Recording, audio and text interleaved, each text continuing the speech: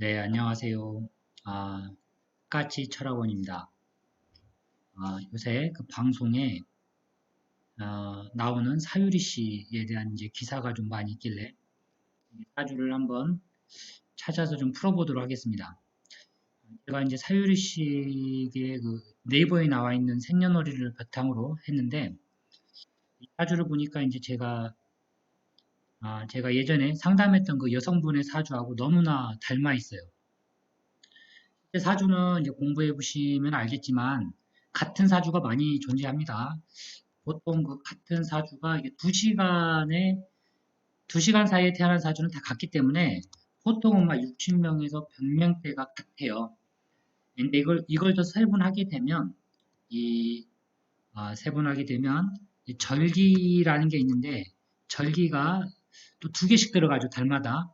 그래서 이 절기를 구분하면서 또 사주를 해야 좀 차이를 두면서 사주를 상담할 수 있게 됩니다.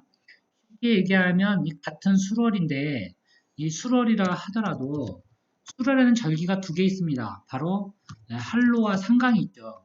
이게 수월이라고 하는 계절을 사령, 담당하고 있는 절기입니다. 근데 같은 글자가 수월이지만 어떤 사람은 한로에 태어난 사람이 있고 또 어떤 사람은 바로 이제 상강에 태어난 사람이 있습니다. 이거에 따라서 또 사주가 그 느낌이 많이 다르게 되는 겁니다. 여기 있는 사유리 씨 같은 경우는 한로에 태어났겠네요. 보니까 상강이 아닌 한로라는 거죠. 한로는 이제 춥다. 추울 한자 이슬로자. 추운 어떤 이슬이 맺히면서 만물의 곡식 종자가 여물면서 겨울이라고 하는 계절로 휴식기로 들어가는 겁니다. 그래서 이 사주에서 포인트는 뭐냐면 이제 바로 임신 문제죠. 지금 보면은 임신 문제. 아이를 아이가 언제 생기느냐, 자식운이 있느냐. 보통 그런 그 상담을 내담자들은 그렇게 물어봅니다. 제가 지난주에도 전주에서 오신 분이 올해 자식이 생기겠느냐 그것 때문에 질문이 왔는데 형살 작용으로 한 번은 유산은 겪어야 된다라는 게 제 답변이었고 저는 그래서 이제 내년에 또 생기거나 내년에 생기지 않을까 이렇게 말씀을 드렸는데 올해 바로 유산을 하고 지난주에 다시 또 임신이 됐다고 하더라고요. 그러니까 이런 거는 상당히 조심스럽게 접근해 가야 됩니다. 이런 것까지 맞추기는 사실 어렵지만 가능성은 있죠. 그리고 있는 부분을 설명을 잘 해줘야 됩니다. 어쨌거나 다시 사유리 씨로 돌아오겠습니다. 자, 사유리 씨는 수월, 바로 한루라고 하는 계절에 이슬로 태어난 겁니다, 지금. 그러면 이 대수의 입장에서 보게 되면 자식이 자기가 자기 몸으로 우리가 자연적이고 어떻게 보면 정상적인 걸 얘기하는 겁니다, 사주에서는.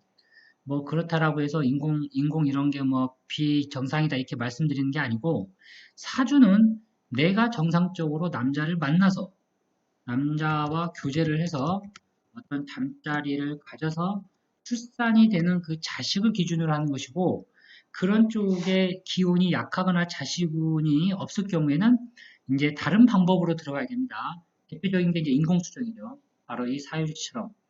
그래서 결론은 뭐냐면 개수가 한로 상강에 태어났는데 바로 식상 나무가 상관이지만 이게 또 자식으로 되어 있죠. 이 사주에서는. 그러면 이 자식의 형태가 일단 온전해야 됩니다. 근데 이 사주에서는 토의 세력이 너무나 강하죠. 그리고 화격도 들어가기 때문에 각기 합표도 들어가죠. 그래서 간목은 있지만 글자상으로는 존재를 하지만 인연은 아주 약하게 되는 겁니다. 인연이 약하다는 것은 자식운이 약한 거죠. 그게 첫 번째 이유가 되는 겁니다. 저 간목의 동양. 그리고 두 번째, 수월. 수월은 한로의 계절인데 한로에는 생명이 싹트기가 어려운 계절이죠. 왜? 목이 바로 휴식기로 들어가니까.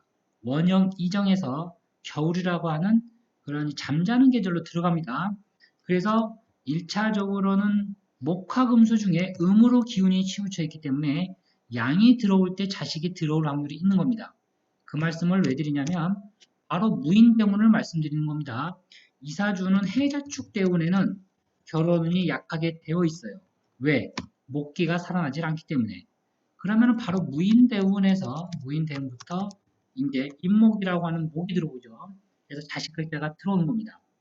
그러면 이게 들어온다고 해서 내가 정상적으로 어떤 남자를 만나서 사랑하는 남자를 만나서 자식을 가질 수 있느냐? 이 사주는요, 남자하고 인연이 없다라고 말하긴 뭐하지만 이 일간 개수는 음의 글자로서 약하기 때문에 이 토를 감당을 못합니다. 토 감당이 안 된다는 것은 아, 토 감당이 안 된다는 것은 쉽게 얘기하면 남자 뭐라고 해야 될까요? 일반적으로 이 여자가 어떤 남자를 만나든지 간에 이 사람이 꺼리는 거예요. 남자를 꺼리는 거죠. 싫어할 수도 있고 좀 몇 번 만나다 보면 좀 이렇게 지겹고 만나기 싫어지고 남자가 귀찮아지고 이런 현상이 나타나는 거죠. 그래서 정상적으로 이런 사주는요. 잠깐씩 뭐 아주 짧게 지나가는 남자는 있으나 오래 교제할 수 있는 사주가 아닙니다. 예, 이런 사주하고 거의 똑같은 사주를 제가 한 1년 전인가 상담을 했는데 그 여자도 지금 73년생인데 제 기억으로 지금까지도 남자 만나지도 않고 결혼도 안 하고 있습니다. 그러니까 대표적인 이런 사주들이 뭐 관살혼잡이다, 남자가 많다 이렇게 해석하면 큰일 난다는 거죠. 전혀 아닙니다. 사주에 관이 많아도 독신으로 사는 여자가 제가 아는 사주만 해도 여러 개가 있습니다, 지금. 제가 상담을 했기 때문에 잘 알죠. 그래서 이런 사주들은 남자하고 인연이 없어요. 감당할 수도 없고. 그리고 이 미중에 을목도 있으나 이 무인대운이 기점이 되는 겁니다. 그러면서 바로 인목이 조금 살아날 때 자식을 낳게 되어 있는데 이것도 어디까지나 자연적인 어떤 그런 이 출산을 이야기하는 거기 때문에 이분은 좀 예외적으로 이제 정자를 기증받아서 했죠. 이제 그것도 우리가 경자라고 하는 이 자수 씨앗이 들어왔기 때문에 자와 이사주는 축토가 있죠. 그래서 자축인 바로 무인대운의 인까지 연결 징검다리가 있는 겁니다. 그래서 임신이 될 수 있다고 생각을 할 수가 있는 거죠. 그래서 전체적으로 사주를 볼 때는 이런 사주 같은 경우는 남자 문제 그리고 자식 문제를 건드리게 되면 건드린다는 표현은 좀 그렇지만 그쪽으로 포인트를 잡고 상담을 하게 되면 거의 그런 문제를 가지고 상담을 해오게 되어 있습니다.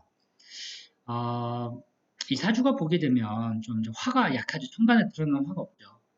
그리고 음에서 음으로 다시 치고 들어가기 때문에 시를 제가 뭐 어떻게 잘 모르기 때문에 뭐라고 말을 할 수 없으나 아마 이쪽에 이제 진시 정도가 또 되지 않을까 그런 생각도 좀 있고 아니면 을며시도 좀 가능성이 있다 그렇게 보여집니다.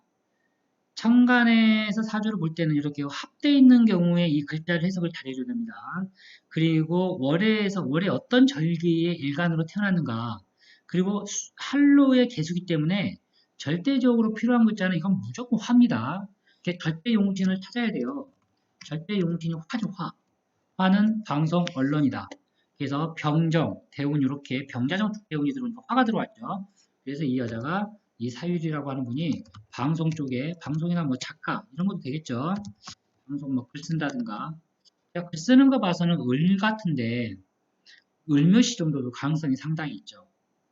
이렇게 되면 남자를 만나더라도 그 남자가 꼭 예, 제가 봤을 때는 을몇이라는 가정하에 말씀드린 겁니다. 바람피는 남자와 인연이 잘 됩니다. 이건 제 경험상이에요.